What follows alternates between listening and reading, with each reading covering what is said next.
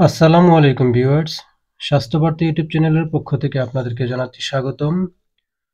বরাবরের মতো আজকে চলে আসলাম নতুন আরেকটি ভিডিও নিয়ে। মূল ভিডিওতে যাওয়ার আগে আপনাদের উদ্দেশ্যে একটা কথা বলতে চাই। যদি আমার চ্যানেলটিতে আপনি নতুন হয়ে থাকেন তাহলে সাবস্ক্রাইব করে পাশে থাকবেন এবং কমেন্টস করে জানিয়ে দিবেন আমার ভিডিওটি কেমন লাগে। আপনাদের অনুপ্রেরণা পেলে আমি সামনে নতুন নতুন ভিডিও নিয়ে হাজির হব। তো এখন চলেন মূল আলোচনায় চলে যাই। আজকে যে ওষুধটি নিয়ে আলোচনা করব ওষুধটির নাম হচ্ছে ফ্যাক্সো। ফ্যাক্সো হচ্ছে একটি অ্যান্টিহিস্টামিন ঔষধ। এই ওষুধটির গ্রুপ নেম হচ্ছে ফ্যাক্সোফেনাডিন এবং ফ্যাক্সো তৈরি করেছেন স্কয়ার ফার্মাসিউটিক্যালস লিমিটেড।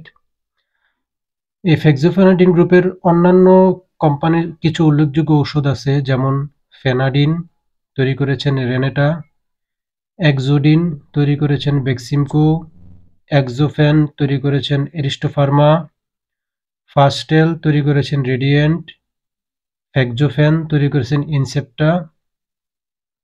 এই ওষুধটা দুইটা ক্যাটাগরিতে বাজারে পাওয়া যায়, সিরাপ আকারে এবং ট্যাবলেট আকারে। সিরাপের ১ চামচ ঔষধের মধ্যে আছে ৩০ মিলিগ্রাম ঔষধ এবং ট্যাবলেট পাওয়া যায় ৬০ মিলিগ্রাম, ১২০ মিলিগ্রাম এবং ১৮০ মিলিগ্রামের ট্যাবলেট আকারে।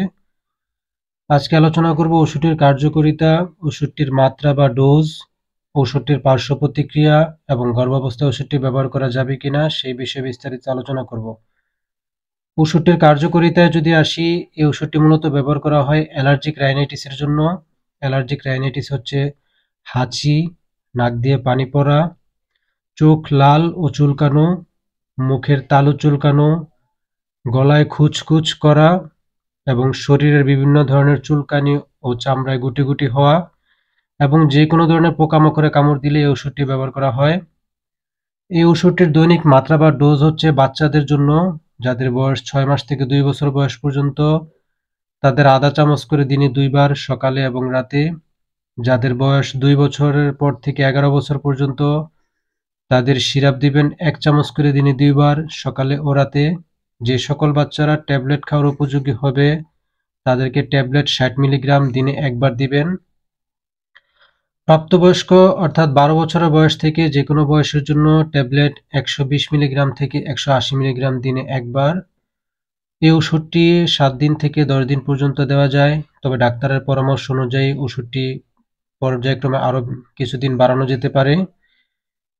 ওষুধের পার্শ্ব প্রতিক্রিয়া যদি আসি, ওষুধটির তেমন কোনো পার্শ্ব প্রতিক্রিয়া নেই, তবে পরিমাণে যদি একটু বেশি খেয়ে ফেলে তাহলে ঝিমুনি বা ঘুম ঘুম ভাব আসতে পারে।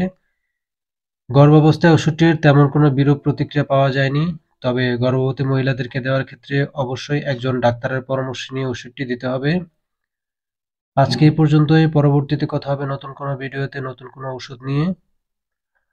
তো তার আগে আমার ভিডিওটি যদি ভালো লেগে থাকে, আমার এই আলোচনাটা যদি আপনাদের পছন্দ হয়ে থাকে, চ্যানেলটিকে সাবস্ক্রাইব করবেন এবং লাইক কমেন্ট শেয়ার করে পাশে থাকবেন, কমেন্ট করে জানিয়ে দিবেন যে ভিডিওটি কেমন লেগেছে। আপনাদের অনুপ্রেরণা পেলেই আমি সামনের দিকে আরো নতুন নতুন ওষুধ নিয়ে আলোচনা করব।